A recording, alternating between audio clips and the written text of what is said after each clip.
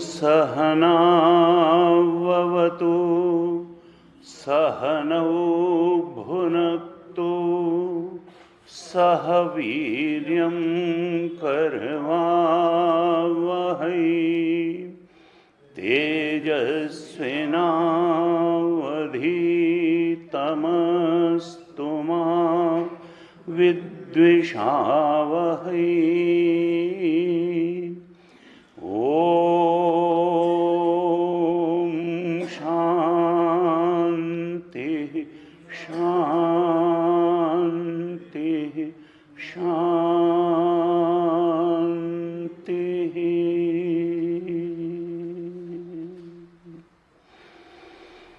सदाशिवसमारम्भां शङ्कराचार्यमध्यमाम् अस्मदाचार्यपर्यन्तां वन्दे गुरुपरम्पराम्। अज्ञानतिमिरान्धस्य ज्ञानाञ्जनशलाकया चक्षुरुन्मीलितं येन तस्मै श्री गुरवे नमः। तस्मै श्री गुरवे नमः।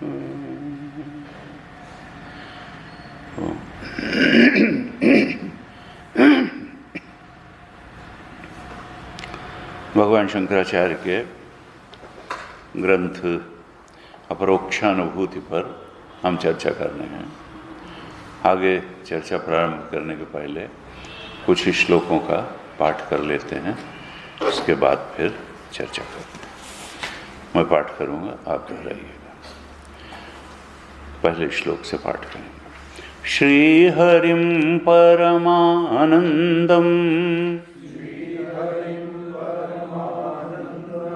उपदेष्टारमीश्वरम् व्यापकं सर्वलोकानां कारणं तं नमाम्यहम्। अपरोक्षानुभूतिर्वै प्रोच्यते मोक्षसिद्धये सद्भिरेव प्रयत्नेन वीक्षणीया मुहुर्मुहुः।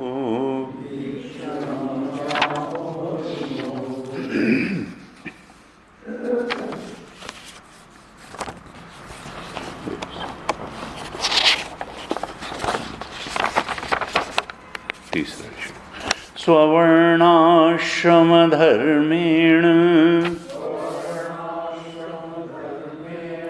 तपसा हरितोषणात्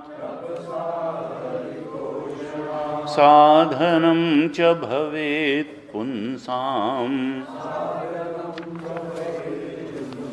वैराग्यादिचतुष्टयम् ब्रह्मादिस्थावरान्तेषु वैराग्यं विषयेष्वनु यथैव काकविष्ठायाम्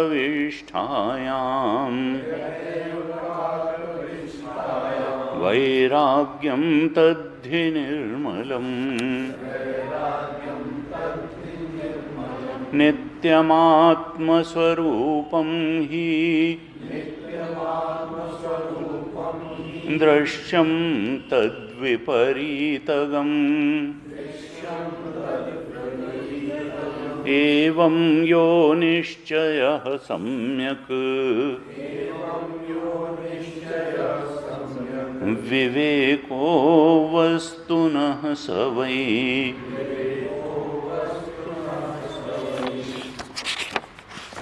सदैव वासनात्यागः शमोऽयमिति शब्दितः निग्रहो ब्राह्यवृत्तीनाम् दम इत्यभिधीयते विषयेभ्यः परावृत्तिः परमोपरतिर्हि सा सहनं सर्वदुःखानां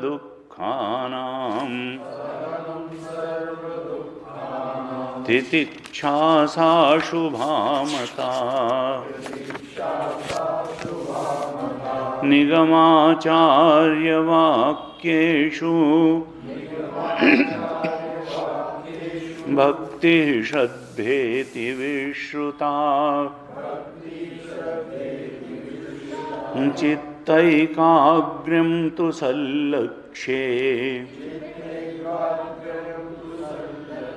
समाधानमिति स्मृतम् संसारबन्धनिर्मुक्तिः कथं मे स्यात् कदा विभो इति या सुदृढा बुद्धिः वक्तव्या सा मुमुक्षुता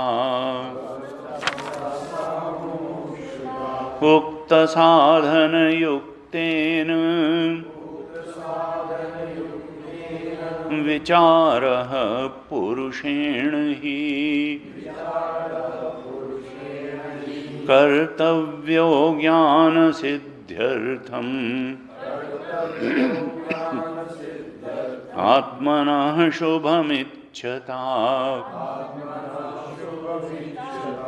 नोत्पद्यते विना ज्ञानम् विचारेणान्यसाधनैः यथा पदार्थभानं हि प्रकाशेन विना क्वचित्।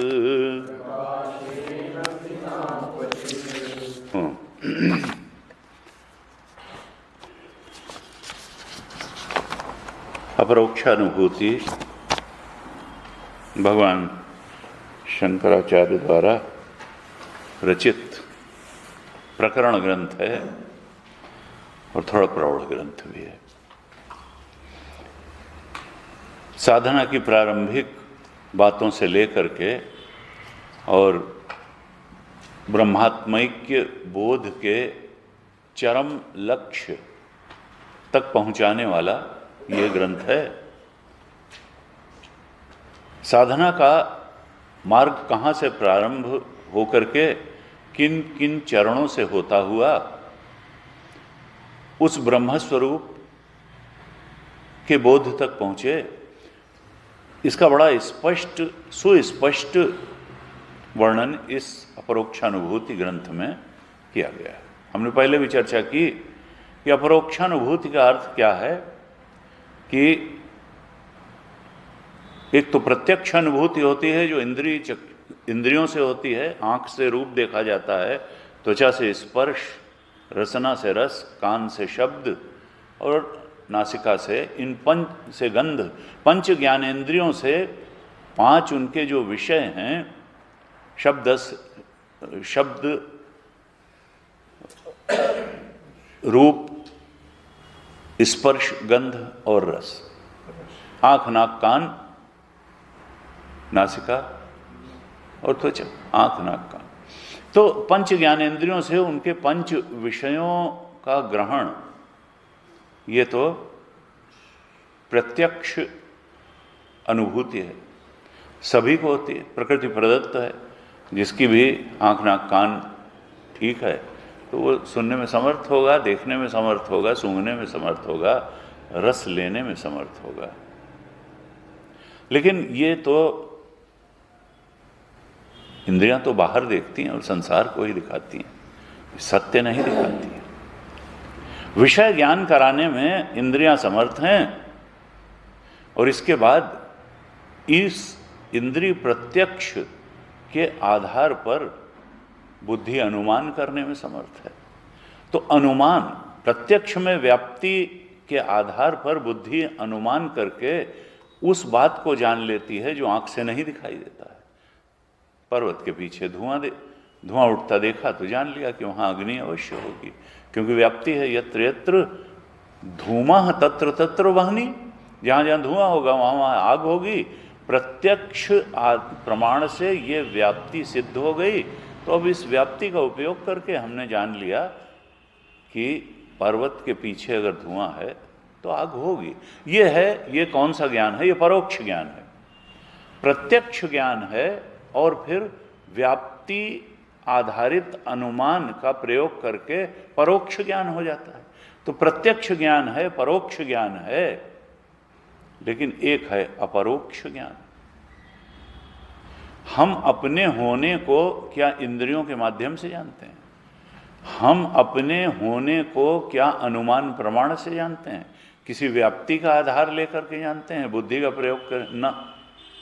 अपने होने को हम अपने सहज रूप में अंदर से ही जानते हैं। उसके लिए न प्रत्यक्ष प्रमाण की आवश्यकता है अपना होना सिद्ध करने के लिए, न किसी परोक्ष ज्ञान की आवश्यकता है, न प्रत्यक्ष ज्ञान की आवश्यकता है। अपने होने की अनुभूति अपरोक्षानुभूति है। अपरोक्ष, ये साक्षात अपरोक्ष है, ज्ञान है अपना होना, अपने आपा का ज्ञान।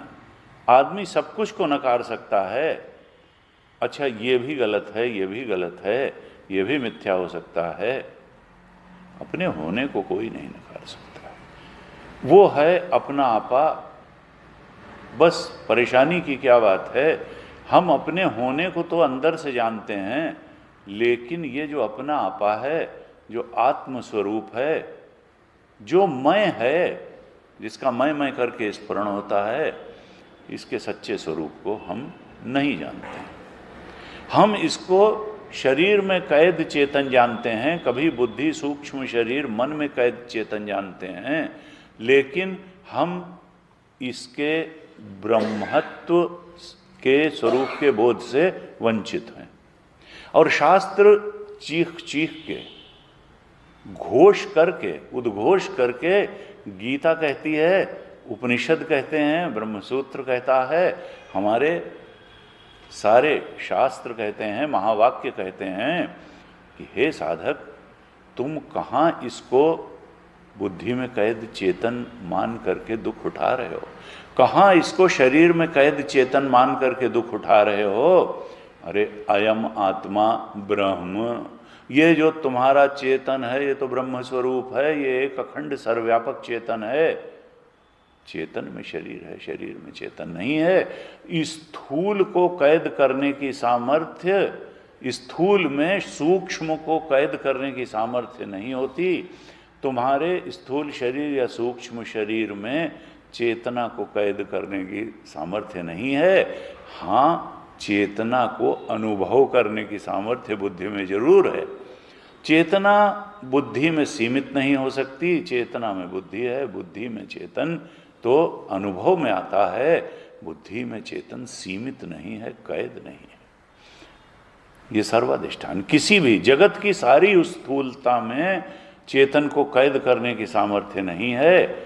चेतन स्थूल से बहुत बड़ा है, क्योंकि चेतन मन से भी सूक्ष्म है, बुद्धि से भी सूक्ष्म है, वृत्ति से भी सूक्ष्म है और विषय से सूक्ष्म तो है ही। और वेदांत का सिद्धांत है कि जो जितना सूक्ष्म होता है वो उतना व्यापक होता है। आकाश पंच तत्वों में सबसे सूक्ष्म है, इसलिए वो सबसे ज्यादा व्यापक है। उसके बाद वायु व्यापक है। चेतन तो आकाश से भी सूक्ष्म है, इसलिए ये आकाश से भी व्यापक है। और यही नहीं, अधिष्ठान भी है। तस्माद एतस्माद वा आकाश संभूता, प्रकृति, सूक्ष्म प्रकृति से आकाश की उत्पत्ति हुई, उससे वायु की उत्पत्ति हुई, उससे अग्नि की उत्पत्ति हुई, उससे जल और उससे पृथ्वी की। जो सूक्ष्म है वो कारण होता है और स्थूल कार्य होता है। और अगर यह चेतन तत्व, आत्म तत्व सबसे स्थूल है तो ये सबका कारण भी है, सबका अधिष्ठान भी है, सब कुछ कार्य रूप है ये कारण। और इसका कोई कारण नहीं है, ये स्वयं अपना कारण है, ये सर्व कारण है। जन्माद्य से अतः, इसी ब्रह्म तत्व से, इसी चेतन तत्व से इस जगत की उत्पत्ति भी है, स्थिति भी है और इसी चेतन तत्व में उसका लय भी है। और ये चेतन तत्व कहाँ जाना जाता है? आकाश के पार बैठे हुए परमात्मा में नहीं, पर रूप से जिसको जानते हैं वो जड़ होता है। पर रूप से जड़ को ही जाना जाता है, चेतन हमेशा आत्म रूप से जाना जाता है। और इसीलिए बाहर का दर्शन प्राप्त ईश्वर तुम्हारी वासना का क्रिएशन हो सकता है। जब तक इस चेतन को ईश्वर के रूप में नहीं जाना, ब्रह्म के रूप में नहीं जाना, उस कृष्ण परमात्मा को अपनी चेतना के रूप में पहचानना है। सच्चिदानंद रूपाय को अपनी आत्मा के सच्चिदानंद के रूप में जब तक नहीं पहचाना, तब तक मुक्ति नहीं होगी। मुक्तिर् हित्वा अन्यथा रूपम स्वरूपेण व्यवस्थिति। कई भागवत प्रेमी कहते हैं सगुण का, अरे भाई सगुण है। लोग पता नहीं किसके संप्रदाय से पढ़ करके चले आते हैं और उसके बाद में अपने संप्रदाय की ही बात बताते हैं और दूसरे की बात सुनते ही नहीं हैं। और प्रश्न सुनना चाहिए और इससे उन्नति होती है। एक सज्जन आए हमारे पास अभी 2-1 दिन पहले, हमने कहा मैं किसी प्रश्न का उत्तर देने में बहुत विश्वास नहीं रखता हूँ, क्योंकि प्रश्न हमेशा भ्रांति से ही उत्पन्न होता है। जिसको सब चीज़ स्पष्ट होगी उसके मन में प्रश्न क्यों उठेगा? और प्रश्न का उत्तर देने का मतलब है उसके धरातल पर घिसट जाना। वो प्रश्न करके अपने लेवल पर घसीटने की कोशिश करता है। अधिकतर प्रश्नों में उत्तर प्राप्ति की कोई आकांक्षा ही नहीं होती। इसलिए एक संत हैं, उनका मैं उन्हीं के प्रश्नों का उत्तर देता हूँ जिनका मुझे लगता है कि जिज्ञासा से उठा हुआ प्रश्न है। अगर वो केवल उनके अज्ञान और भ्रांति से, क्योंकि अक्सर प्रश्नों में वो सोचते हैं हमको वक्ता के बोध और उसके स्तर तक उठने की क्या जरूरत है, प्रश्न करके उसको ही अपने स्तर तक घसीट लो और जस्टिफाई कर दो कि हमारी बात ठीक है। मैं कहा भाई अपनी भ्रांति लेकर के तुम बैठे रहो, हमको अपनी शांति में रहने दो, अपनी स्पष्टता में रहने दो।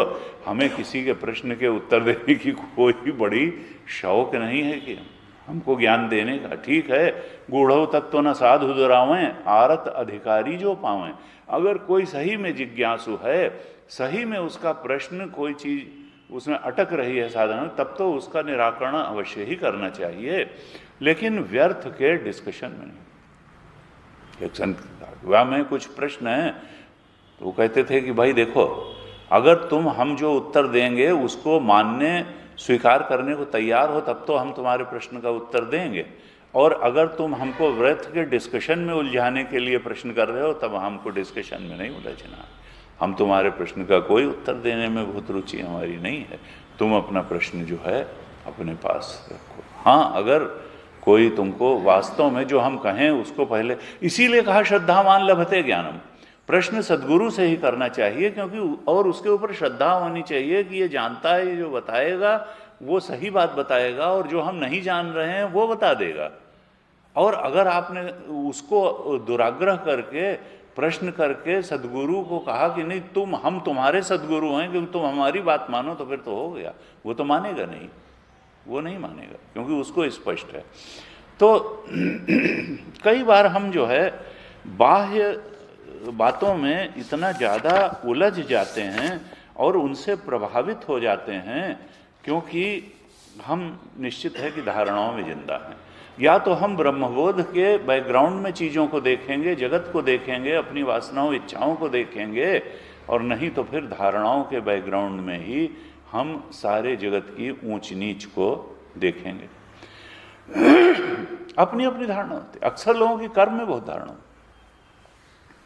फिर कल तेजोमैन जी का प्रवचन 27 दिन का बड़ा अच्छा। तेजोमैन जी से तो इस धरती के आभूषण हैं, शायद सर्वश्रेष्ठ संतों में इस समय धरती के उनकी गणना होगी।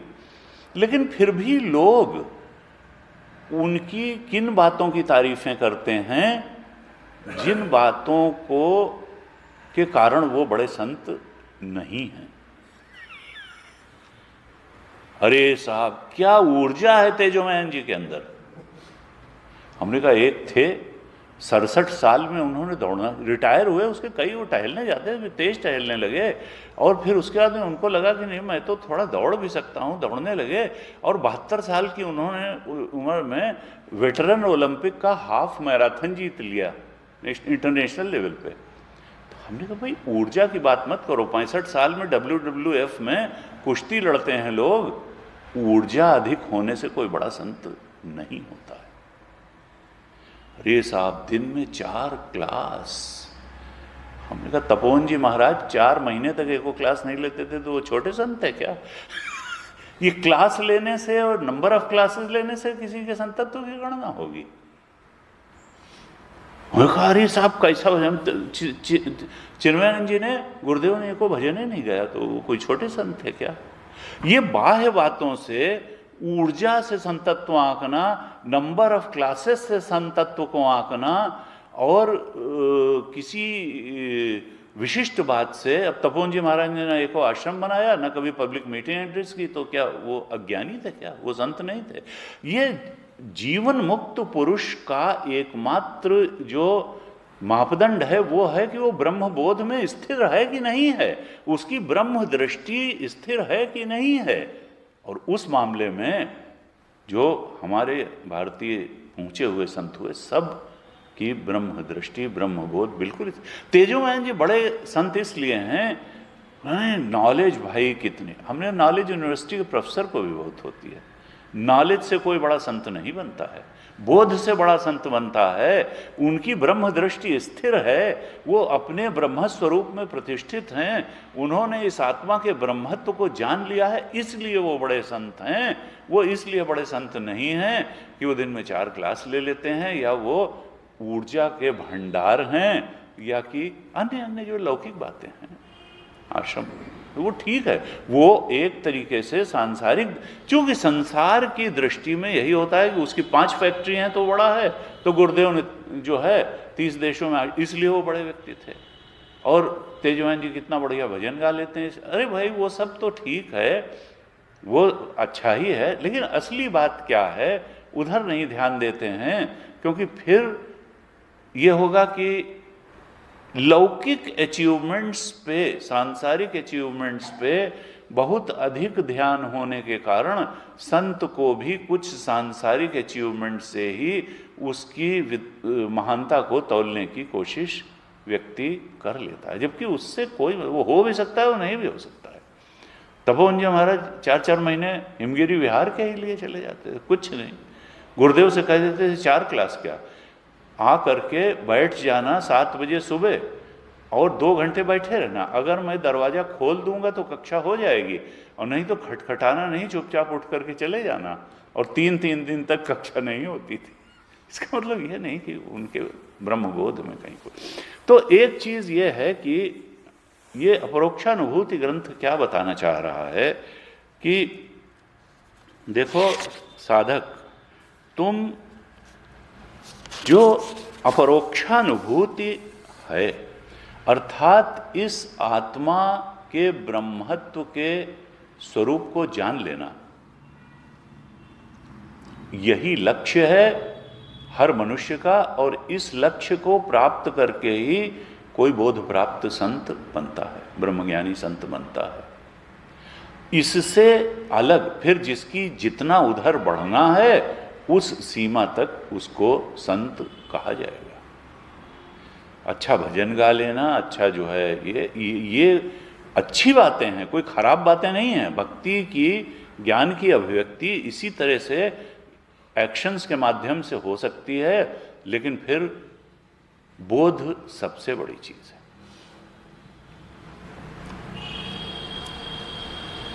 और वेदांत शास्त्र बिल्कुल स्पष्ट है कि भक्ति के बिना ज्ञान टिकेगा नहीं।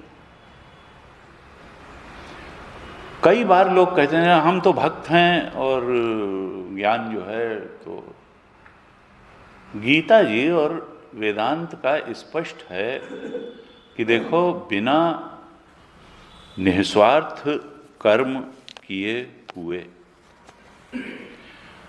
इच्छा परायण जीवन जीने वाला, स्वार्थ परायण जीवन जीने वाला व्यक्ति कभी भक्त हो नहीं सकता है, और बिना भक्त बने ज्ञान हो नहीं सकता है।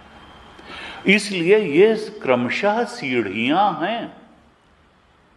अगर व्यक्ति स्वार्थ केंद्रित इच्छाओं कामनाओं की पूर्ति को ही जीवन का पर्याय मानता रहेगा, तो फिर वो भगवान के पास भी जाएगा तो उन इच्छाओं कामनाओं की पूर्ति के लिए वरदान और कृपा और आशीर्वाद मांगने ही जाएगा। वो कोई भक्ति नहीं है।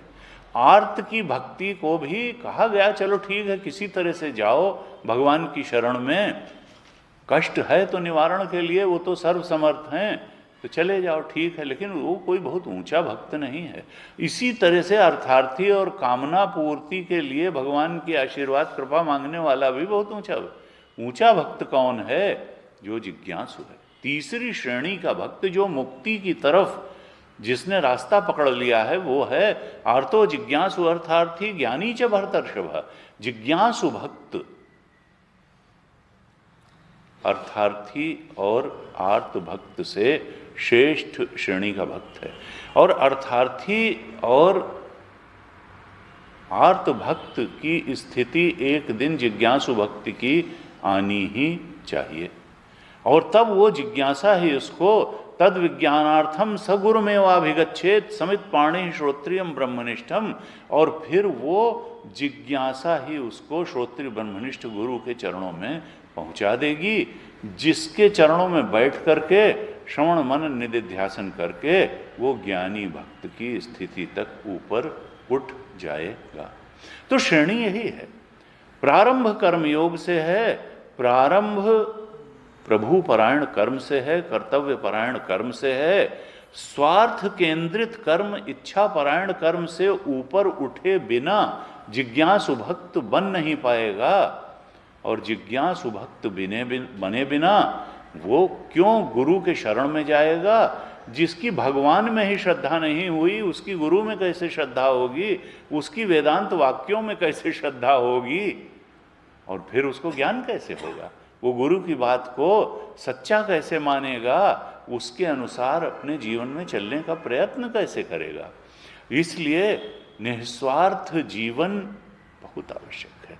सेवा भावना से जीवन जीना, केवल इच्छा पूर्ति के लिए ही जीवन न जीना, इच्छा परायण स्वार्थ केंद्रित इच्छाओं की पूर्ति के लिए ही जीवन न जीना, बल्कि कर्तव्य भावना और प्रभु की सेवा। अब प्रभु की सेवा भी एक बड़ा वेग टर्म है।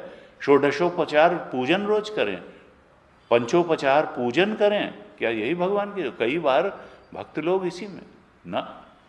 गीता जी कहती हैं यत् करोषि यदश्नासि यज्जुहोषि ददासि यत् तपस्यसि कौन्तेय तत्कुरुष्व मदर्पणम। तुम अपने सारे कर्मों को मुझे ही अर्पण करो।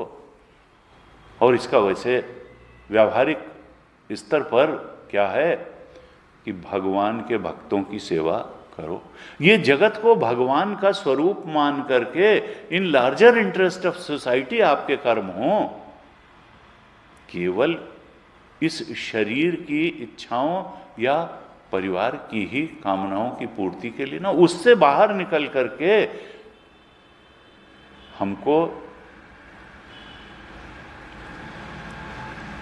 एक वृहत्तर दृष्टिकोण लेते हुए इस जगत को भगवान की मूर्ति मानते हुए, भगवान का ही स्वरूप मानते हुए, रूप स्वामी सचराचर रूप स्वामी भगवंत, ये सचराचर जो है भगवान का ही प्रतीक है। जगत जो है भगवान की का प्रकटीकरण है, मैनिफेस्टेशन है। जगत सेवा भगवत सेवा मान करके हम जगत की सेवा करें, दुष्टों की सेवा ना करें, लेकिन भगवान के भक्तों की सेवा तो करें ही। भगवान जो है सेवा कार्य करें, श्रद्धा रखें, भक्ति रखें, और निश्चित रूप से तब ज्ञान भी आएगा।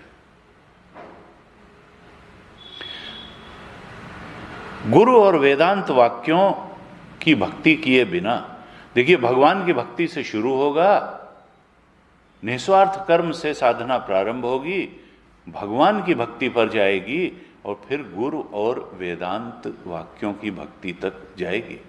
जिसने निस्वार्थ कर्म नहीं किया उसका हृदय पवित्र नहीं होगा। पवित्र हृदय ही भक्ति भी कर सकता है, वही गुरु और वेदांत के वचनों में श्रद्धा भक्ति विश्वास भी कर सकता है, समर्पण भी कर सकता है गुरु को, और फिर उसी को ज्ञान भी हो सकता है।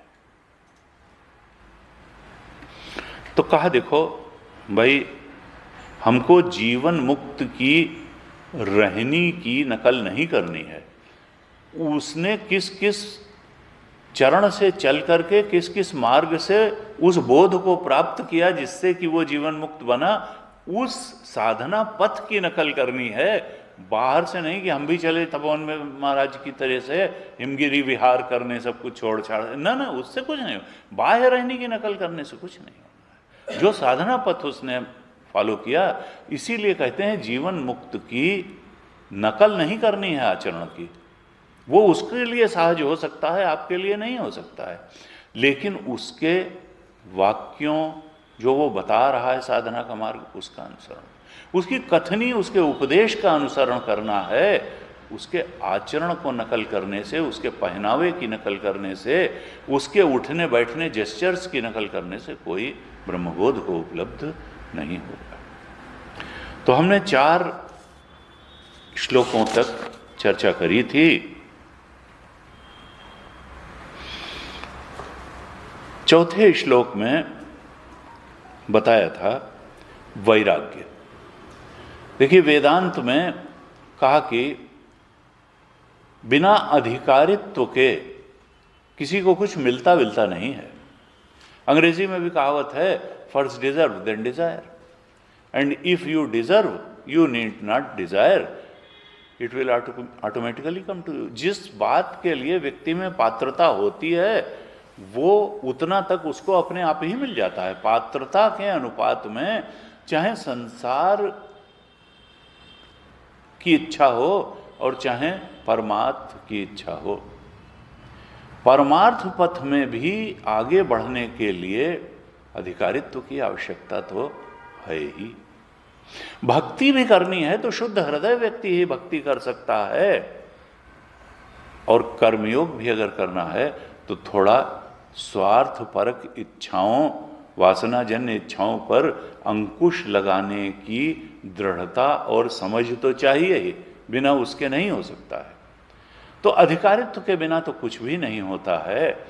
और यहाँ चौथे श्लोक में सबसे पहले वैराग्य का वर्णन किया था, अर्थात क्या बताया था कि परमार्थ का लक्ष्य अगर है, अगर अपरोक्षानुभूति को लक्ष्य बना करके साधक जीवन में आगे बढ़ना चाहता है, तो सबसे बड़ी आवश्यकता है वैराग्य की।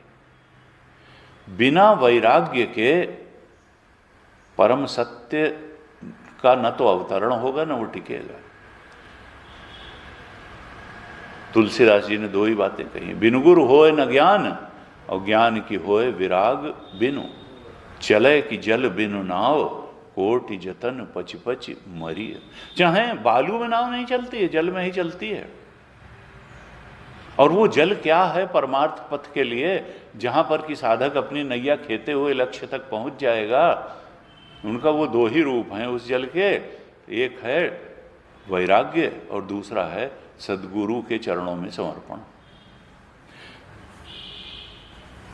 वैराग्य हो और सद्गुरु के उपदेश के अनुसार विचार जागृत हो जाए, बस फिर बोध हो जाएगा। यही दो, these are the two essential needs for realisation of, for self realisation. ये दो एसेंशियल कंपोनेंट्स हैं, वैराग्य और गुरु, सद्गुरु के चरणों में। ऐसे नहीं आशीर्वाद देने वाले गुरु के नहीं, श्रोत्रिय ब्रह्मनिष्ठ सद्गुरु के चरणों में समर्पण। वो समर्पण का मतलब जो वो कहे वो मानना।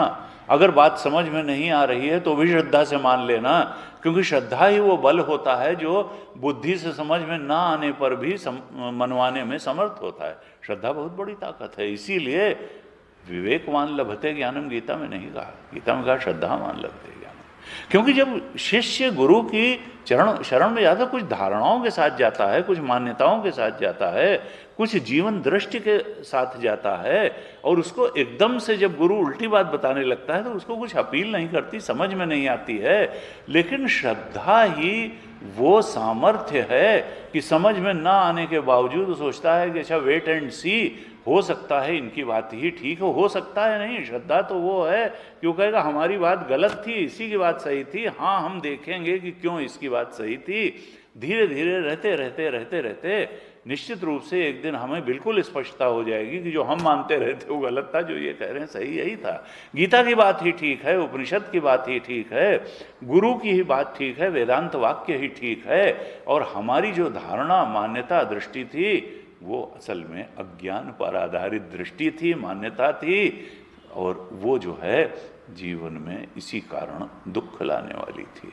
अज्ञान कभी सुख का कारण नहीं हो सकता है। इसलिए कहा कि देखो जीवन में प्रथम जो बात है जो साधक के जीवन में होनी चाहिए वो है वैराग्य। और चौथे श्लोक में कहा था कितना वैराग्य, कहा ब्रह्मादि स्थावरांतेषु वैराग्यम विश्वेषु। देखो यहां इस लोक के ही विषयों से वैराग्य नहीं, सत्य लोक से लेकर के मनुष्य लोक तक जितने, अर्थात जितने भोगे हुए विषय हैं और जितने सुने हुए भोग हैं उन सब से वैराग्य। जो कुछ भोगा है और जो कुछ सुना है, तत्वबोध में वैराग्य की परिभाषा भगवान शंकराचार्य ने क्या दी थी, इह अमुत्र फलभोग विरागा।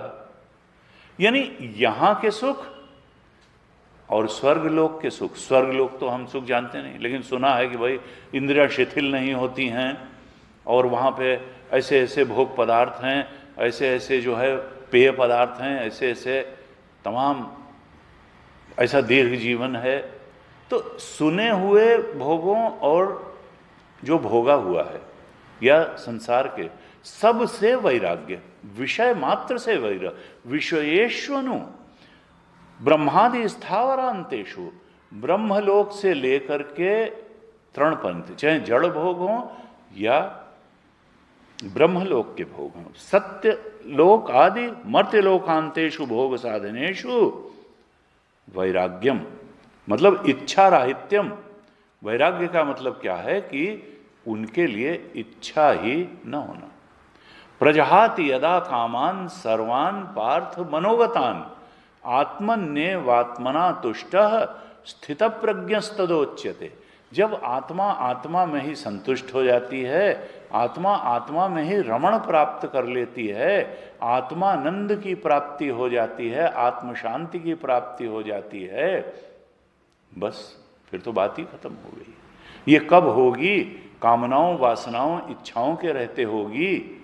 विषयों में सुख है और विषय भोग में सुख है, इस दृष्टि के रहते वैराग्य नहीं होगा। अर्थात विषय भोग की सीमाओं को गहराई से समझ लेना कि इसके पीछे 10 दुख खड़े हुए हैं, यही तो वैराग्य था। दृष्टि से दृष्टि बने। जो विषय इंद्रिय संयोगात यत्तदग्रे अमृतोपमम परिणामे विषमेव तत्सुखम राजसम स्मृतम। विषय और इंद्रिय के संयोग से प्राप्त होने वाले जितने सुख हैं वो प्रारंभ में अमृत के समान लगते हैं, लेकिन परिणाम में विष के समान है। गीता कहती है अनेक अनेक दुख उसके पीछे आने वाले। ये दृष्टि जब बनेगी, यानी विषयों में से महत बुद्धि जाएगी, सुख बुद्धि जाएगी, तभी सत्य बुद्धि भी जाएगी। ये संसार तो माया का है, सत्य नहीं। सत्य तो आत्मा है। आत्मा ही सत्य है, आत्मा का ज्ञान ही सत्य का ज्ञान है, और आत्मा का आनंद ही सच्चा आनंद है। विषयानंद सच्चा आनंद नहीं है, नहीं तो हम अभी तक सुखी हो गए होते। सुख की खोज ही खत्म हो गई होती। कितने विषयों के सुख तो भोगे, क्या सुखी हो गए? ना ना, और सुख की चाहत बढ़ती ही चली गई। हविषा कृष्ण वर्त में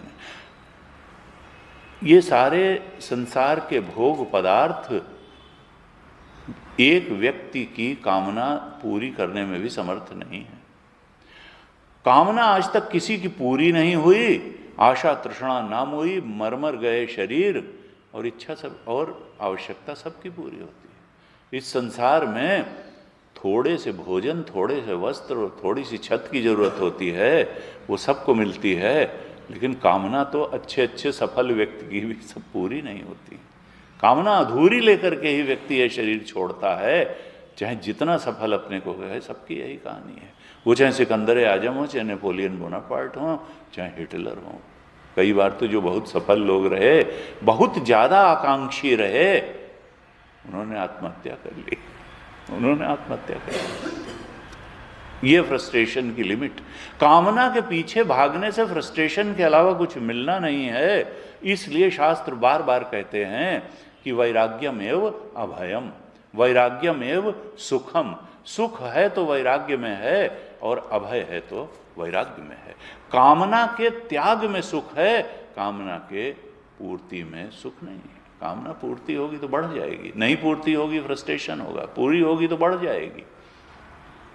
पूरी होकर के धन की कामना पूरी होकर के भोग लोभ बन जाती है, और न पूरी हो तो क्रोध बन जाती है। तो ये तो पूरी हो तो भी परेशान करने वाली है, और नहीं पूरी हो तो भी परेशान करने वाली है। वैराग्यमेव अभयम वैराग्यमेव सुखम। कामना के त्याग में सुख है। त्यागे नहीं के अमृतत्व मानुषु न कर्मणा न प्रजया धनेन त्यागे नहीं के अमृतत्व। बहुत सारा संतान उत्पत्ति से, बहुत ज़्यादा कर्म करने से सुख की प्राप्ति, न कर्मणा न प्रजा, न बहुत ज़्यादा धन से, त्यागे नहीं के। कहा इस तरह से वैराग्य एक मूल बात है। अधिकारित्व में इस अपरोक्षानुभूति, इस आत्मा के ब्रह्मत्व के बोध में प्रतिष्ठित होने में जो एक असाधारण कारण है। जैसे घड़े को बनाने में बहुत सारे कारण हैं, उपादान कारण भी है, निमित्त कारण भी है, और करण कारण भी हैं। चाक भी चाहिए, सूत भी चाहिए, डंडा भी चाहिए, वो गधा भी चाहिए जो मिट्टी लाएगा, कुम्हार भी चाहिए। लेकिन घड़े का असाधारण कारण क्या है? मिट्टी। अगर वो असाधारण कारण नहीं होगा तो घड़ा बने होने का नहीं। तो जिसके बिना उसकी कल्पना भी नहीं की जा सकती है, उसकी कोई स्थिति नहीं बन सकती है, उसको कहते हैं असाधारण कारण। तो अपरोक्षानुभूति, इस आत्मा के ब्रह्मत्व को जानने में असाधारण कारण क्या है? वैराग्य। इसके बिना अपरोक्षानुभूति की कल्पना भी नहीं की जा सकती। इसी कारण से यहाँ इस अपरोक्षानुभूति ग्रंथ में हमने पिछली कक्षा में भी चर्चा की थी, सबसे पहले अधिकारित्व के प्रसंग में करीब 6 श्लोकों में अधिकारित्व की बात की चर्चा भगवान शंकराचार्य ने की है। 4 श्लोक से लेकर के 9 श्लोक तक अधिकारित्व के बारे में कहे हैं, उसमें पहले नंबर पर जो श्लोक कहा वो वैराग्य के बारे में कहा, क्योंकि वैराग्य अधिकारित्व में असाधारण कारण है। वैराग्य अगर नहीं होगा तो हम लाख कहते रहें कि हम विवेकी हैं, असल में हम अपने धारणा के पक्ष में ही खड़े होकर के उसको जस्टिफाई कर लेंगे, हमारा विवेक नहीं होगा। वैराग्य द्वारा पवित्र और शुद्ध और निर्मल हुए चित्त में ही विवेक का वास्तव में उदय हो सकता है। देखिए चौथे श्लोक में कहा था, यथा एव काकविष्ठायाम वैराग्यम तद्धि निर्मलम। निर्मल वैराग्य क्या है? यह अमूत्र फल भोग विरागा, कि सत्य लोक से लेकर के मनुष्य लोक तक जितने भी भोग हैं सब में हीन बुद्धि हो जाए, हे बुद्धि हो।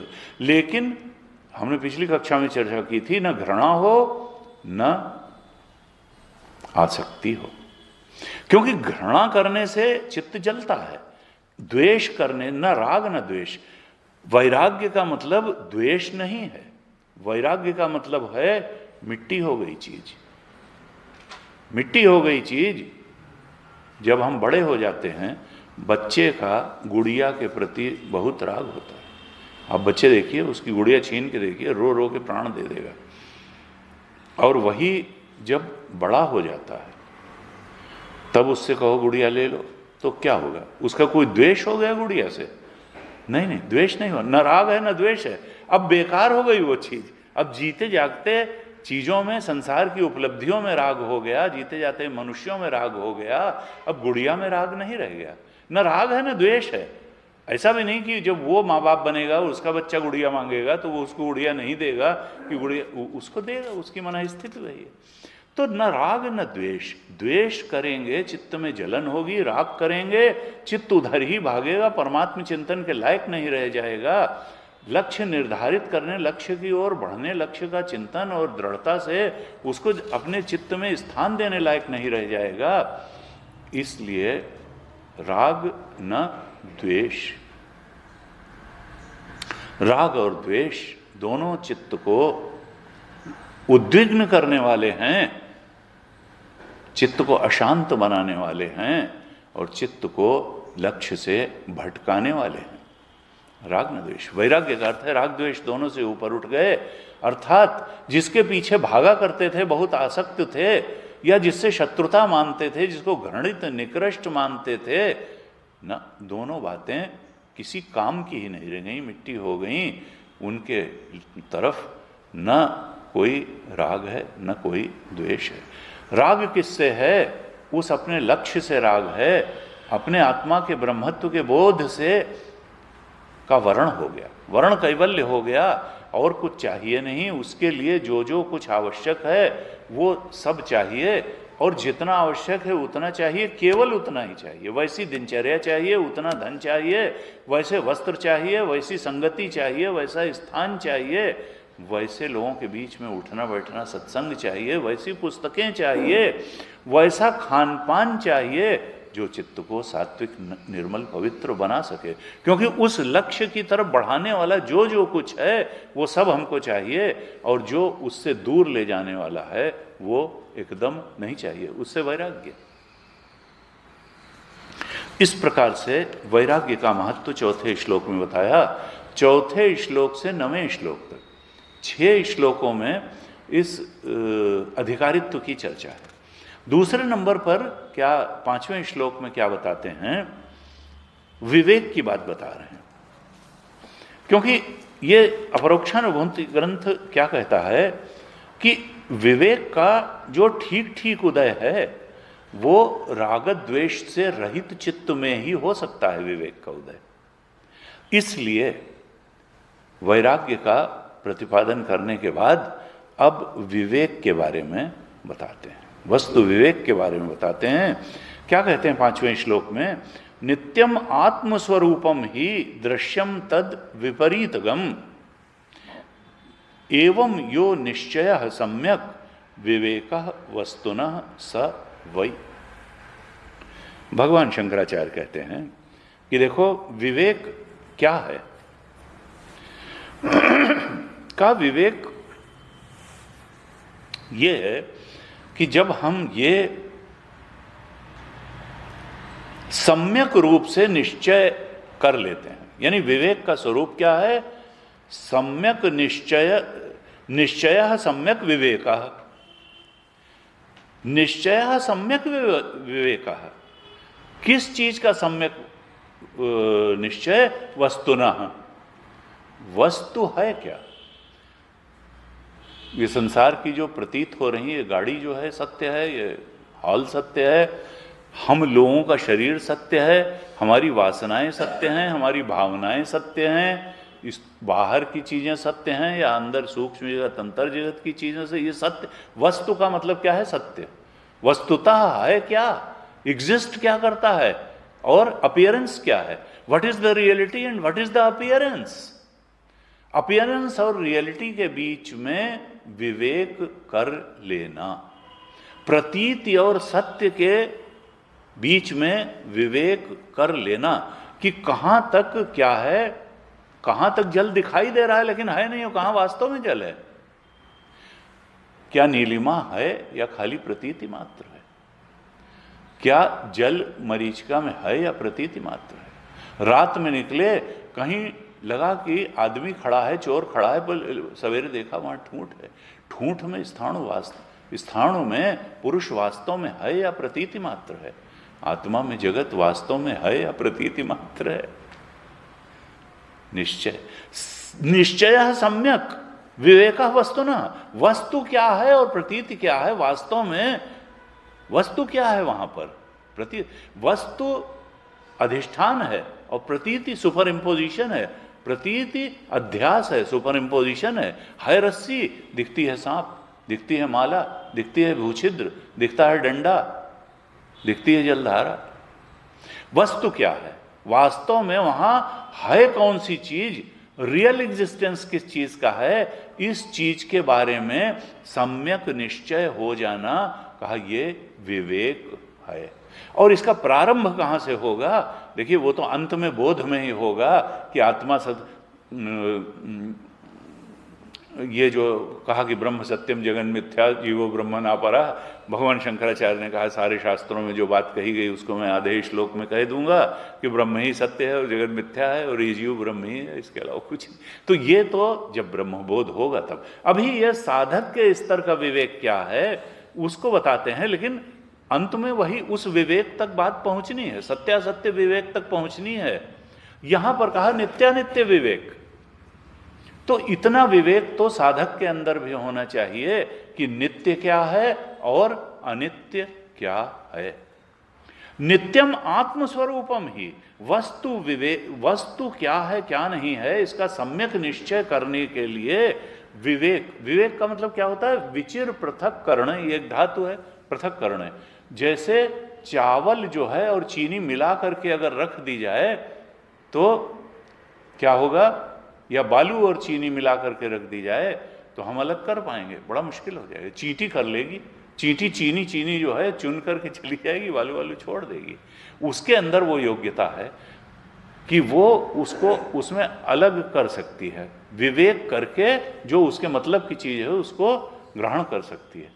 तो यहां पर क्या है, क्या नित्य है और क्या अनित्य है, इसका विवेक निश्चय, और उसमें दृढ़ निश्चय कर लेना। जब विवेक से जो बात निकल के आए उसका दृढ़ निश्चय भी हो जाए तब जाकर के विवेक पूरा हुआ है। ये नहीं कि हमने विवेक तो कर लिया और फिर उसके बाद में अगर दृढ़ निश्चय नहीं होगा तो रहनी पुराने हिसाब से ही चलती रहेगी, अगर दृढ़ निश्चय हो जाएगा तो रहनी में भी परिवर्तन आ जाएगा। तो कहा कि नित्यम आत्मस्वरूपम ही। विवेक किस तरह से चले कि जो आत्मा है, जो मैं है, वो तो नित्य है। ये जो अहम है ये तो नित्य है। हमारे अंदर जो जानने वाला तत्व है, जो हम हैं, हम तो सब चीजों को जानने वाले हैं। ये जानने वाला तत्व जो हमारे अंदर बैठा है ये तो नित्य है। आत्मा नित्य है, मैं नित्य हूं, क्योंकि मैंने बचपन को भी जाना, मैंने किशोरावस्था को भी जाना, मैंने जवानी को भी जाना, अधेड़ावस्था को, बुढ़ापे को, मैंने सब जाना। मैंने देहरादून जाना, मैंने यूपी को जाना, मैंने तमाम बाहर की चीज़ों को जाना, अच्छाई को जाना, बुराई को जाना, अपने को जाना, दूसरे को जाना, शत्रु को जाना, मित्र को जाना। मैंने अपनी प्राइमरी स्कूल में पढ़ने की अवस्था को भी जाना, इंटर को भी जाना, ग्रेजुएशन सब जाना। तो वो जानने वाला कौन है? जानने वाला तो बदलता थोड़ो है, जानने वाला तो वही था, जानने वाला बदलता नहीं है। नित्यम आत्मस्वरूपम, जो हमारा आत्मस्वरूप है, जो जानने वाला तत्व है, वो तो नित्य है। और दृश्यम तद विपरीतगम, उसके विपरीत जो अनात्म है, आत्म के विपरीत अनात्म होगा, वो दृश्य है। अर्थात जो दृष्टा हमारे अंदर बैठा है, आत्मा है, वो तो नित्य है। और जो दृश्य कोटि में जो कुछ भी है, वो क्या है? विनाशी है, वो अनित्य है, उसका विपरीत है। दृष्टा ही नित्य है, आत्मा दृष्टा है और ये दृष्टा नित्य है। और जो दृश्य है वो उसके विपरीत है, अर्थात अनित्य है। दृष्टा दृश्य विवेक एक प्रकार से यहां बता दिया कि तुम्हारा आत्मा क्या है? दृष्टा है, और वो दृष्टा नित्य है। वो सब कुछ हर बदलती हुई चीज को जानने वाला जो चेतन है वही नित्य है, अविनाशी है। और जो जानी जाने वाली चीजें हैं, फिर वो जानी जाने वाली चीजें चाहे जगत की अनेकता, जगत के पदार्थ हो, ये हाल हो, वो गाड़ी हो, वो जो पेड़ हो, पौधे हो, जो कुछ भी हो, जो जानी जाने वाली चीजें हैं, वो चाहे बाह्य जगत की हों या अंतर जगत की हों, भावनाएं हो, विचार हों, वो भी तो हम जानते हैं कि इस समय किसका विचार चल रहा है, ज्यादा विचार हैं, कम विचार हैं, शत्रु का विचार, मित्र, हमारा मन सुखी है, दुखी है, ये सब सुख दुख भी जानी जाए, ये सब मिथ्या है, ये विनाशी है, ये टिके विकेगा नहीं। जो विनाशी है वो बदलता है और मिटता है। ये सब जो है परिवर्तनशील है। जो परिवर्तनशील नहीं है, जो नित्य है, वो केवल जानने वाला तत्व चेतन है, दृष्टा है। और जो दृश्य है वो अनित्य है, वो विनाशी है। एवं जो निश्चय, इस प्रकार का जो सम्यक विवेक द्वारा किया हुआ जो सम्यक निश्चय है वस्तु का, नित्यता का, आत्म तत्व का, चेतन तत्व का, ऐसा जो दृढ़ निश्चय है उसी को कहते हैं विवेक। यहां पर क्या है कि यह और मैं, दो ही चीजें हैं, अहम और इदम। या एक अहम तत्व है और बाकी सब इदम है। अहम का मतलब मैं और इदम का मतलब यह है। मैं और यह इस तरीके से मिल गए हैं कि इनका अलगाव करना बड़ा मुश्किल हो गया। इसीलिए तो ब्रह्मसूत्र के प्रस्तावना भाष्य में भगवान शंकराचार्य जी ने कहा था, अहम इदम मम इदम नैसर्गिको अयम लोक व्यवहार मिथ्या ज्ञान निमित्ता। जड़ चेतन ही ग्रंथि परी गई जदपि मृषा छूटत कठिनाई। ये जड़ और चेतन, अहम और इदम का ऐसा घालमेल हो गया कि हम बुद्धि को मैं समझने लगे, भावनाओं में मैं का आरोपण हो गया। थी मेरी, जो मेरा होता है वो मम नहीं होता।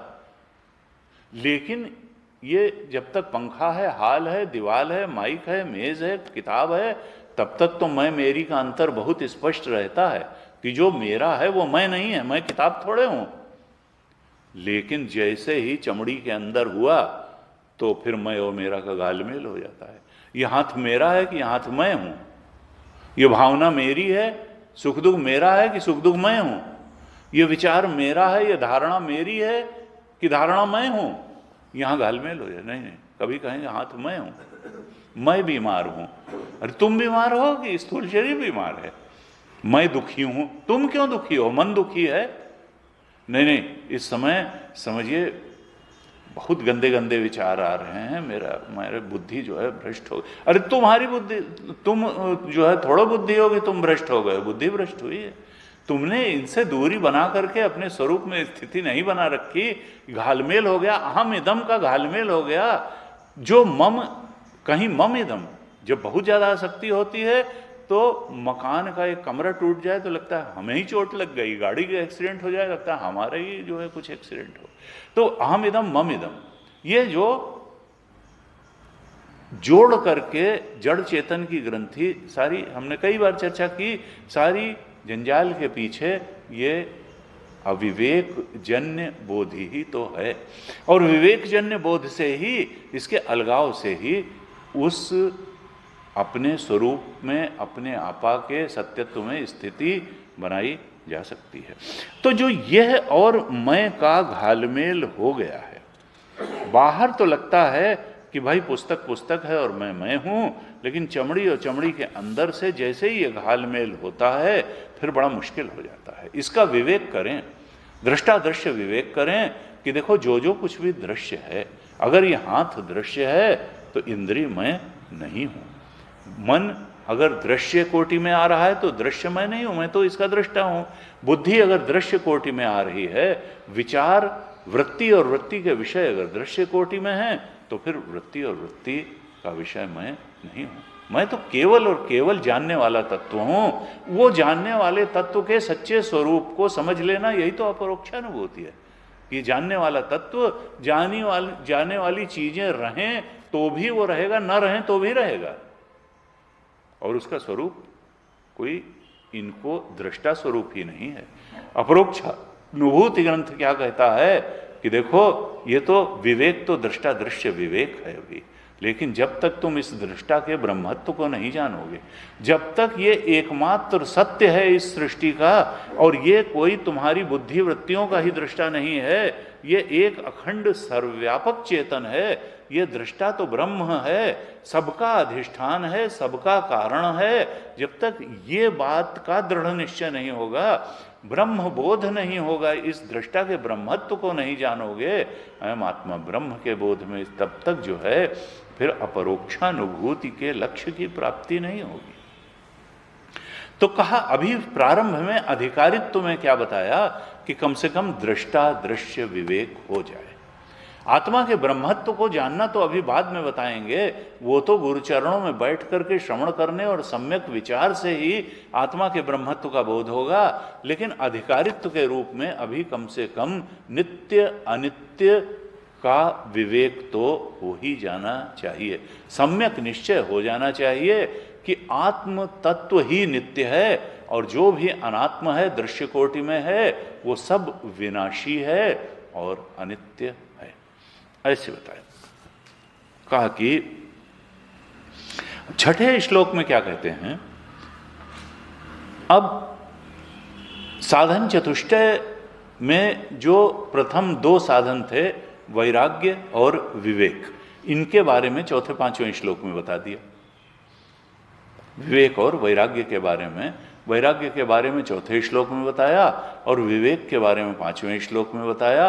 अब छठे श्लोक से लेकर के 6, 7, 8 तीन श्लोकों में षट संपत्ति के बारे में बताते हैं।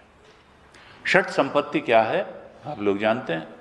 देखिए एकदम ABCD से भगवान शंकराचार्य ये ग्रंथ शुरू कर रहे हैं, और हम लोग ब्रह्मसूत्र पढ़ने के बाद फिर साधन चतुष्टय फिर से पढ़ रहे हैं। तो यहाँ पर क्या कहा, 3 श्लोकों में षट संपत्ति बताई, शम दम उपरति तितिक्षा श्रद्धा और समाधान। ये 6 जो है संपत्ति हैं साधक के लिए। संसारी लोगों के लिए जो है वो फैक्ट्री और बैंक बैलेंस ये सब संपत्ति होगी, लेकिन साधक के लिए संपत्ति क्या है, उसके लिए ये 6 बातें संपत्ति हैं, क्योंकि उसी से वो जो सबसे बड़ी बात है उसको पा सकेगा। ये संपत्ति अगर नहीं है तो ब्रह्म बोध रूपी परम लक्ष्य की प्राप्ति नहीं होगी। साधक के लिए संपत्तियां षट संपत्ति, और ये अंदर की संपत्तियां हैं, ये सद्गुण रूप संपत्ति है, इसमें बाहर की कोई बात नहीं है, और ये होनी चाहिए। और गुरु जी कहते थे जिसके पास ये अंदर की संपत्तियां 6 आ जाएं तो बाहर की संपत्ति भी उससे दूर नहीं रहती। अभी हमारे पास हमारे साथ पढ़ते थे, परसों आ गए, बड़ा दुख लगा उनको देखकर, तो छोड़ दिया मिशन। कुछ दिन रहे, सब ने कहा कानपुर चले जाओ, उन्होंने कहा हम जाएंगे ही नहीं, हम जाएंगे ही नहीं। हम कहाँ जाएंगे, हमारी आँख ठीक नहीं, हम हैदराबाद जाएंगे, हमको प्रेशर चेक कराना है, हमारी आँख बाहर आई जा रही है, हमको ये करना है। फिर वहाँ चले गए, फिर जो है उन्होंने कहा कि वहाँ कहा कि भाई देखो, मुझको इस तरह से कह दिया गया कि you are not a face fit for व्यासपीठ। थोड़ा सा ल्यूकोडर्मा था, वाइट था। बड़ी मुश्किल से लड़ झगड़ के उन्होंने कहा मैं ये करूँगा, वो करूँगा, लटक जाऊँगा, और जो है मुझे तो दीक्षा मिलनी है। अंत में दे दी, भाई दीक्षा ले लो, क्या है। और देखिए मनमानी जो होता है, मानी गुरु की बात न मानना, सब करेंगे, 2.5 साल पढ़ भी लिया, और फिर गुरु की बात, लेकिन गुरु कहेगा ये काम करो, तुम इस काम के योग्य है, नहीं हम ये नहीं करेंगे, हम ये करेंगे। चलो भाई, संत हृदय नवनीत समाना, वहां गए हैदराबाद में चिदानंद जी के यहाँ। अब वो तो उन्होंने कहा कि भाई ऐसा ऐसा समस्या, उन्होंने कहा ठीक है तुम मत जाओ, हमारे ही साथ रह जाओ। लेकिन ऐसा मनमानी व्यक्ति कहीं टिक सकता है, उनके पास भी नहीं टिक पाए। उन्होंने कहा भाई ये ठीक है, तुम ये कंप्यूटर का काम कर लो, ऐसे कर लो। उन्होंने, मेरी आंख जो है कंप्यूटर में खराब है। अब वो परसों आ गए अचानक बेचारे, उत्तरकाशी जा रहे हैं, 2 साल से रह रहे हैं। कहाँ, अरे अब क्या बताएं, प्लस तो हम समझ गए। हमने कहा भाई ठीक, सवेरे चले जाएंगे। अरे हमने कहा आप हमारे साथ पढ़े हैं, कोई ऐसा थोड़ा है, आप रात में रह जाइए, भोजन कर लीजिए, कोई नहीं यहाँ पे यह है कि जो मिशन से चला गया है तो उसका।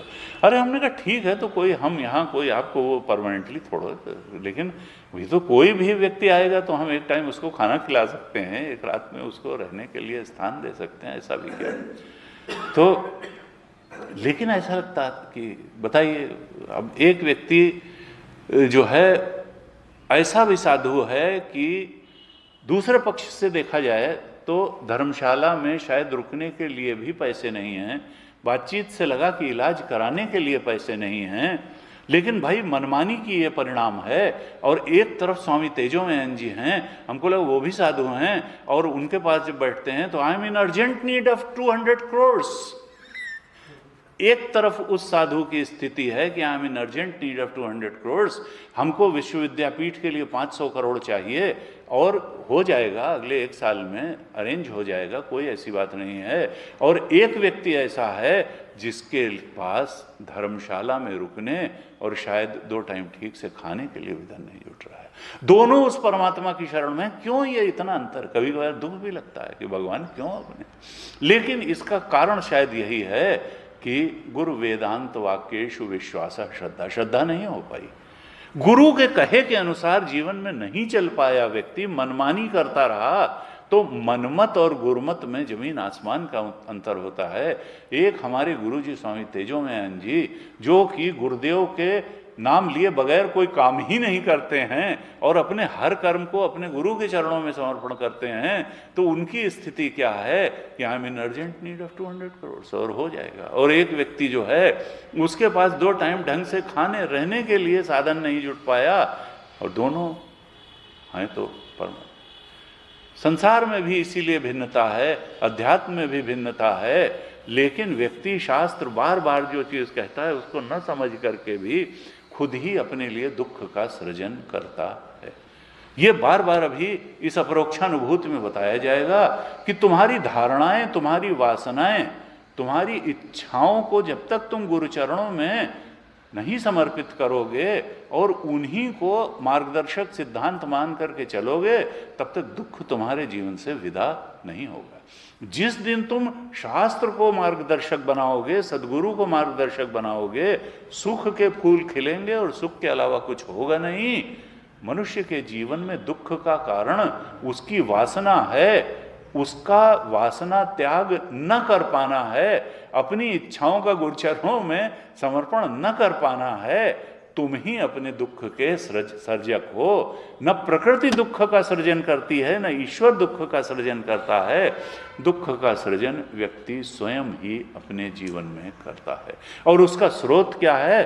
वासना, इच्छा, धारणा, मान्यता, गलत मान्यता, गलत धारणा, गलत इच्छा।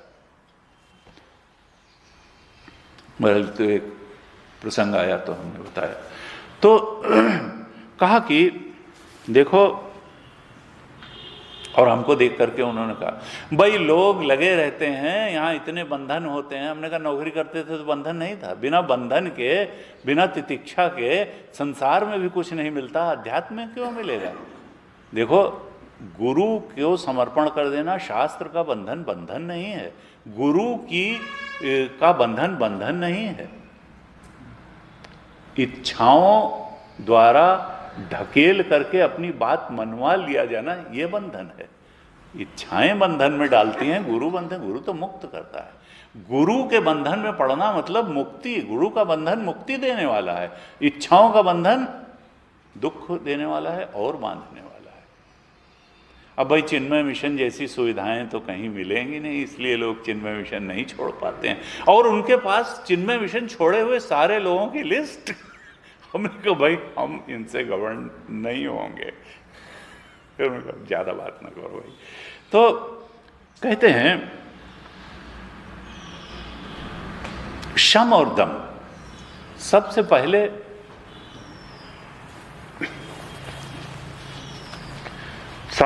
षट संपत्ति में जो प्रथम दो संपत्तियां बताई वो हैं शम और दम। इनके बारे में छठे श्लोक में बताया।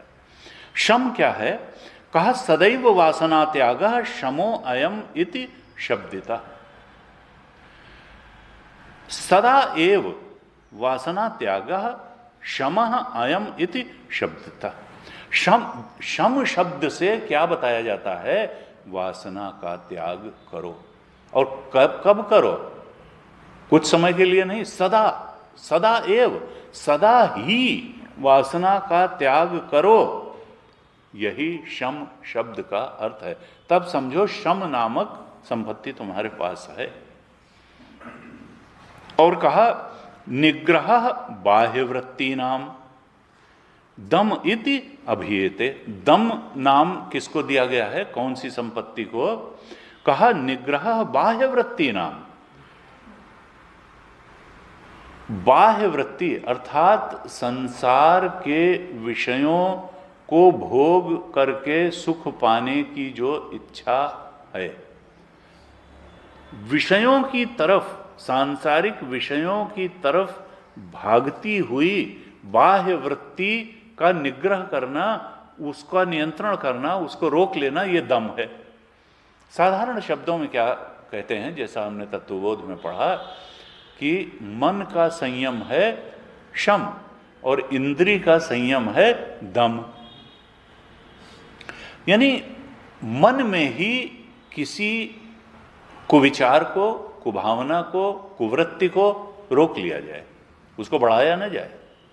आ भी जाए तो उसको सोच सोच के या उसको ज़्यादा प्रशय न दिया जाए, उसको बढ़ावा न दिया जाए।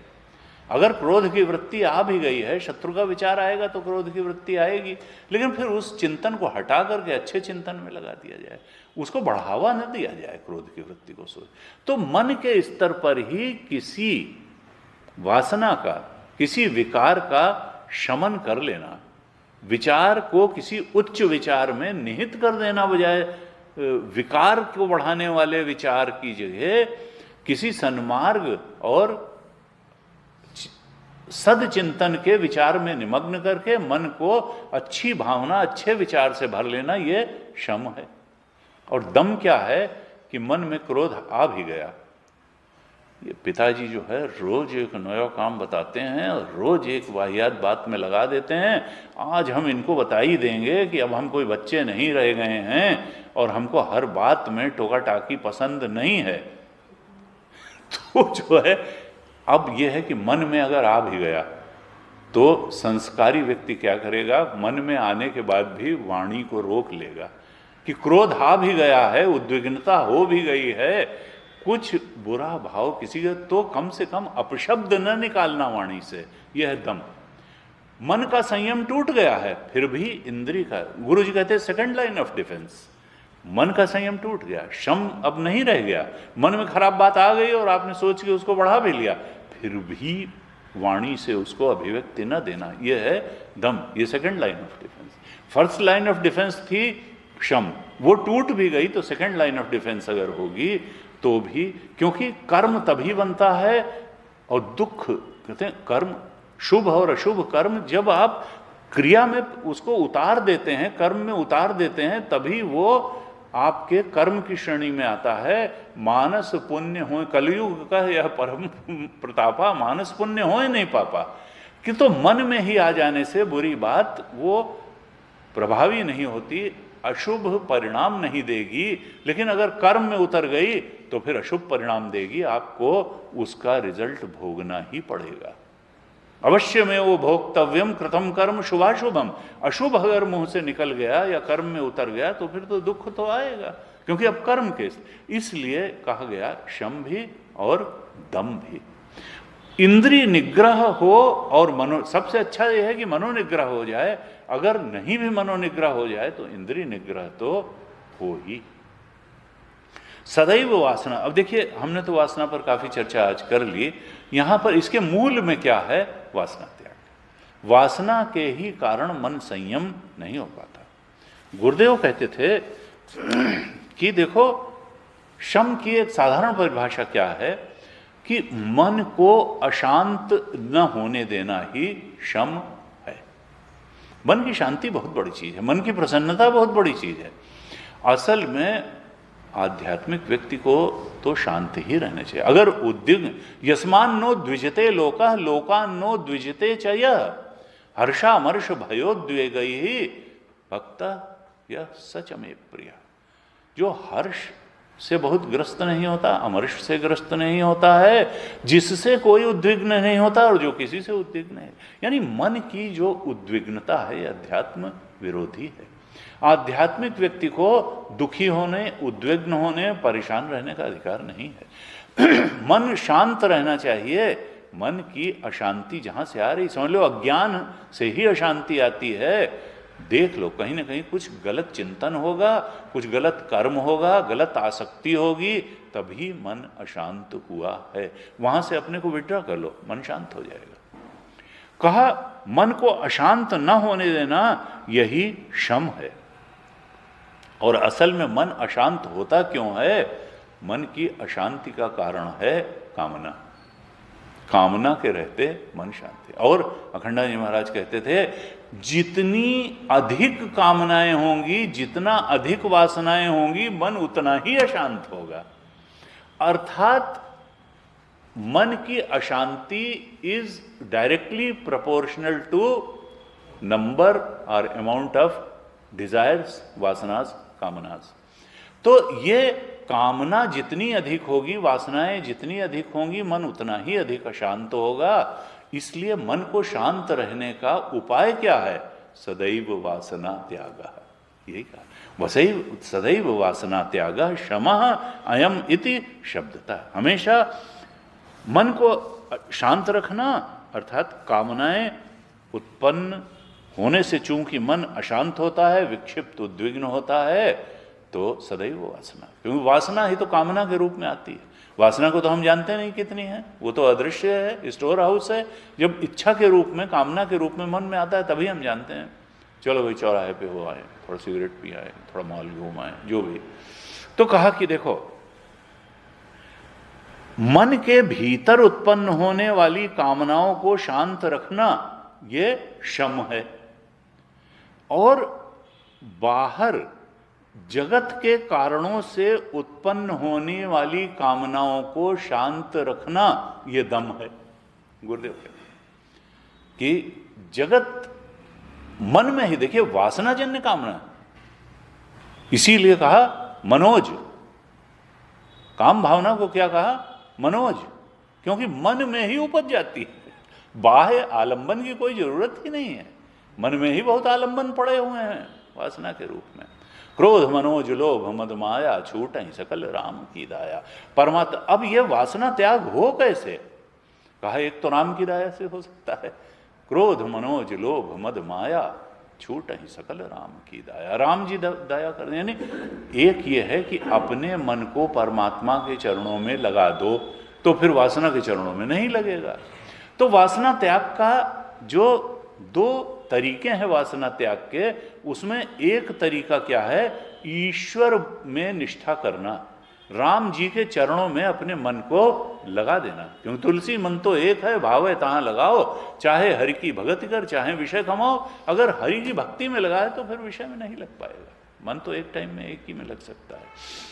तो वासना त्याग का एक तरीका है ईश्वर में निष्ठा, प्रभु चरणों में प्रेम बढ़ाते चले जाना, और दूसरा है फिर कि संसार के विषयों में जो सुख बुद्धि बैठी हुई है, जो महत बुद्धि बैठी हुई है, विवेक द्वारा उस महत बुद्धि को वहां से खत्म करना, उस सुख बुद्धि को बार बार के विचार विवेक द्वारा संसार के विषयों से सुख बुद्धि और महत बुद्धि समाप्त कर लेना। ये मिल भी जाएगा तो दुख के अलावा कुछ नहीं, जो पीछे छुपा उसके दुख है उसको देखने की सामर्थ्य जुटा लेना, जो आभासी सुख है उसके पीछे जो वास्तविक दुख अनेक खड़े हैं उसको देखने की सामर्थ्य, संसार के विषय भोग से प्राप्त होने वाले सुख में महत बुद्धि और सुख बुद्धि समाप्त हो जाए, एक ये तरीका है। दूसरा है भगवत प्रेम, जब आनंद मिलेगा, भगवत रस मिलेगा तो विषय रस अपने आप कम होता चला जाएगा। जो पूजा का रस है,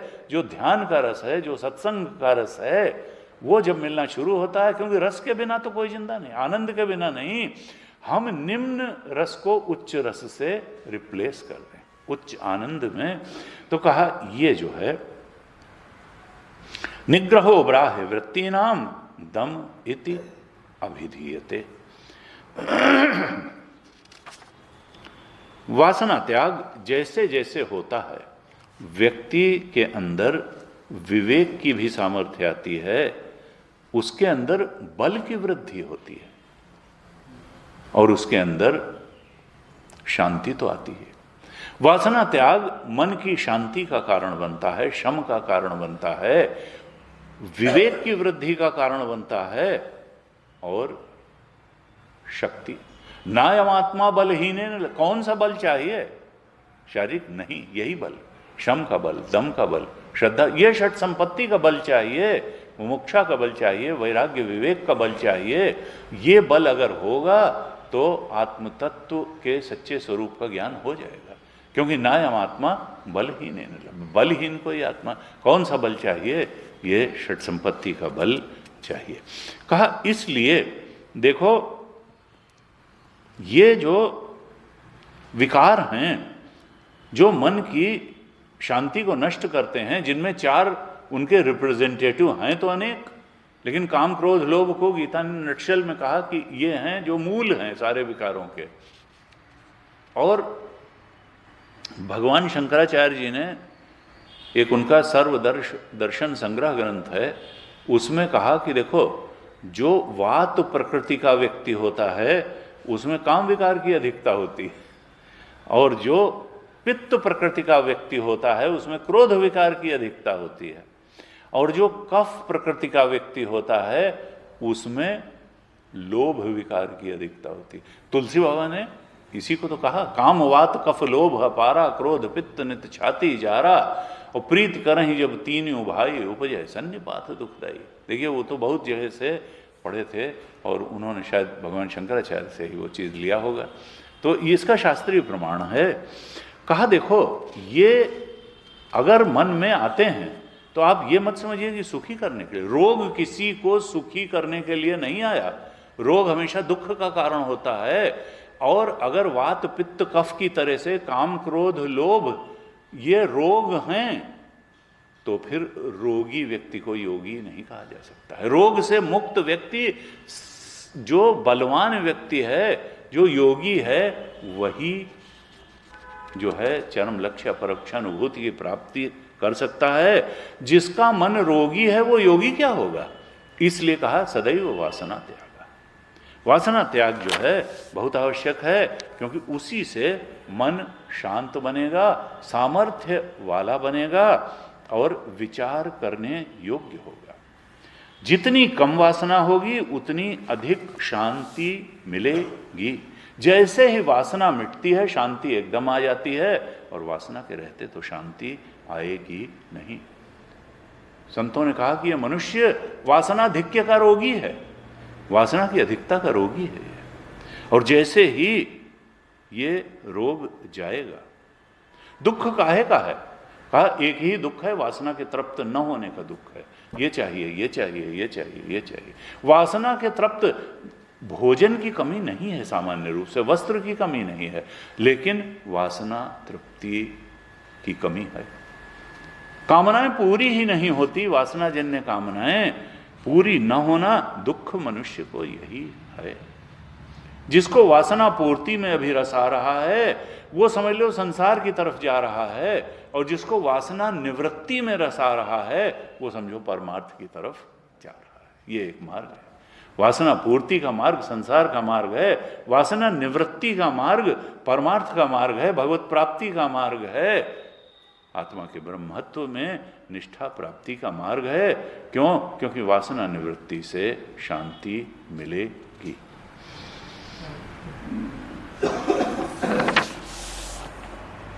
कहा एक बार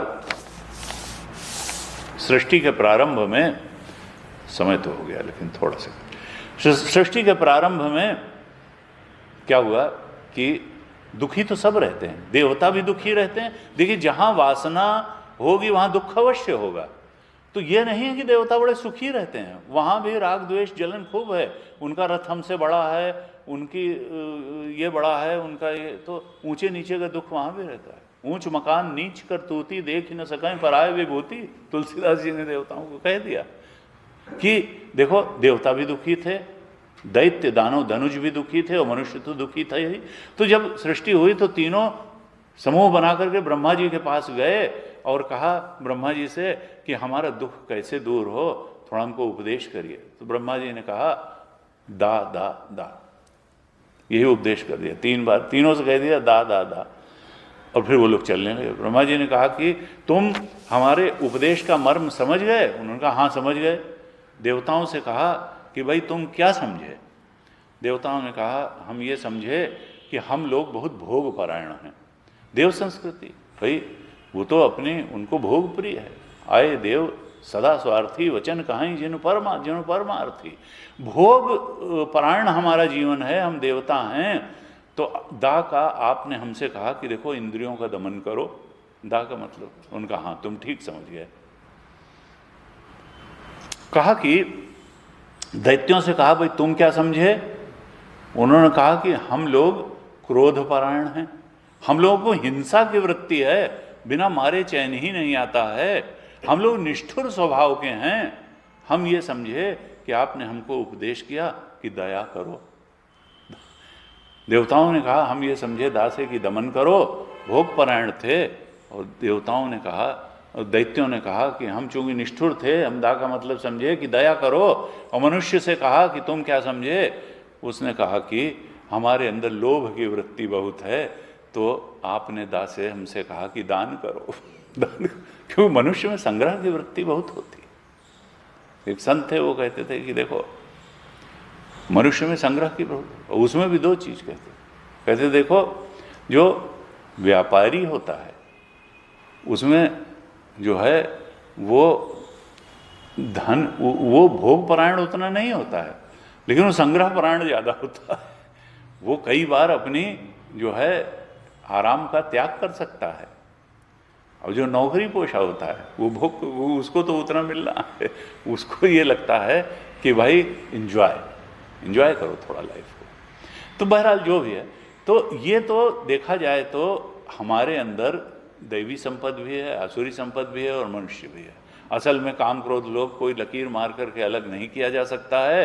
अर्थात ये हर साधक के लिए ये तीनों बातें तो हैं ही कि भोग परायण जीवन से मुक्ति और क्रोध परायण जीवन से मुक्ति और लोभ परायण, अर्थात दमन भी करो, दया भी करो और दान भी करो। और इन तीनों में कॉमन क्या है? उपदेश कि वासना का त्याग करो, क्योंकि वासना का त्याग किए बिना न तो दमन होगा, न दया होगी, न दान होगा। तो वासना त्याग का ही प्रधान उपदेश है, प्रधान उद्देश्य है, और यही शम है। वासना का त्याग हो और इंद्रियां वश में हो, बाह्य वृत्तियां भी नियंत्रित हो, आंतरिक कामना भी नियंत्रित हो। ऐसा होगा तो बस फिर जो है प्लेटफार्म तैयार हो जाता है ब्रह्मबोध की। हाँ जी, ॐ पूर्णमदः पूर्णमिदं पूर्णात् पूर्णमुदच्यते पूर्णस्य पूर्णमादाय पूर्णमेवावशिष्यते। ॐ शान्तिः शान्तिः शान्तिः। हरिः ॐ श्रीगुरुभ्यो नमः। हरिः ॐ।